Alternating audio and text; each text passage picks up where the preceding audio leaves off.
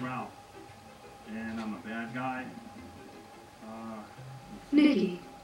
9 feet tall. I weigh 600 It's Friday. pounds. Got a little bit of a temper on me. You need to do a vlog. I'm busy. No, you're not. I'm watching Wreck-It Ralph. You haven't showered in 3 days. No one asked you, Patrice! Anywho, what else? I miss you. I'm a wrecker. Tumblr misses you. Professionally. Get in the shower and in front of the camera before I post that video of you as a mime.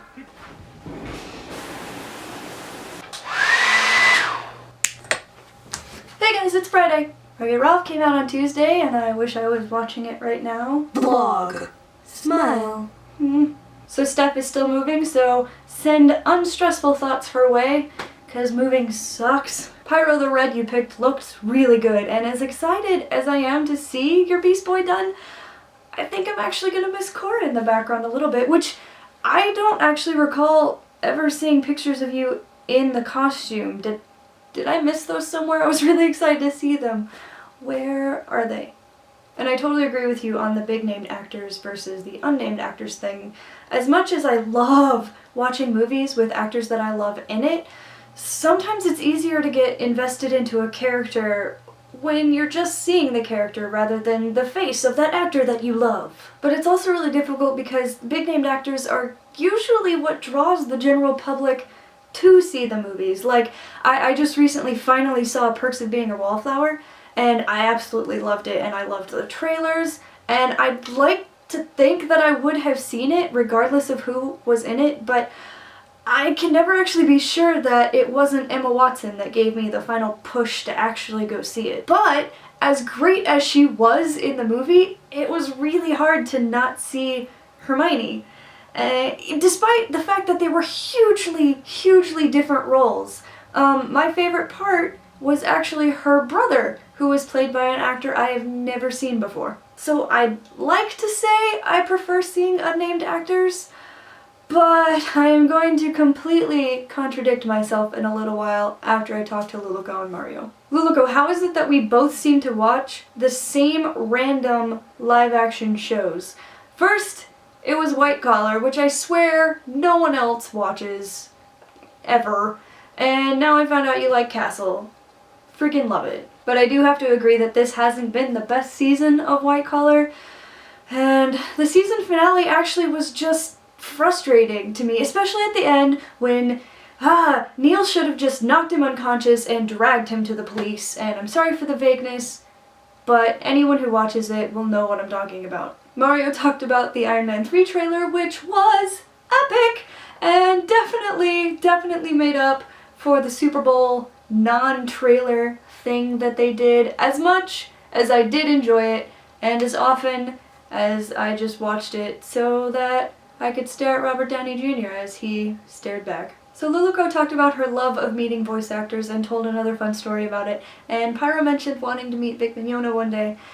And it kind of reminded me of the first time I got to meet a voice actor. It was in 2008 at my very first Anime Vegas, which pulls most of its guests from Full Metal Alchemist. So Caitlin Glass was there, Travis Willingham, I think Wendy Powell, and I'm fairly sure Vic Mignogna was there, but maybe just barely, like for a signing. But the one I was most excited for was Jerry Jewell, because he also voiced Kyo from Fruits Basket, and he was absolutely incredibly hilarious when he was hosting the open ceremony thing that they do at conventions. And he also hosted the Masquerade, which some friends and I did a skit for as the Amazonas Quartet from Sailor Moon. So while we were hanging out outside the Masquerade afterwards and taking pictures with people, I spotted him walking through the crowd and I asked him for a picture, only to find out that he had been trying to find us to get a picture with us. So that kind of made my day. Granted, we were mostly a group of half-clothed girls,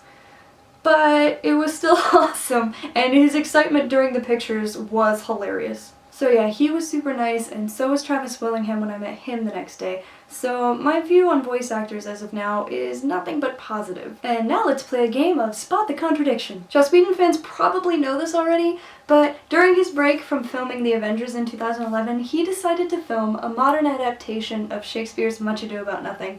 And the trailer was finally released yesterday. He's been holding Shakespeare readings at his house for years just for fun, so I cannot wait to see his vision of my favorite Shakespeare play. I have seen a live stage version, I've seen the film stage version with David Tennant and Catherine Tate from Doctor Who, which is hilarious and amazing, and the trailer for this version looks so good. He just filmed it at his house in Santa Monica because he felt like doing that, and it's filled with so many Whedonverse alums, it's ridiculous. There's Nathan Fillion from Firefly, Buffy, and Dr. Horrible, Sean Mayer, who is also from Firefly, Fran Kranz, who is my favorite character in Dollhouse, Tom Lenk, who's also from Buffy, a resurrected Agent Coulson, and for anyone who watched Angel, there's a reuniting of Fred and Wesley with Amy Acker and Alexis Denisof playing Beatrice and Benedict.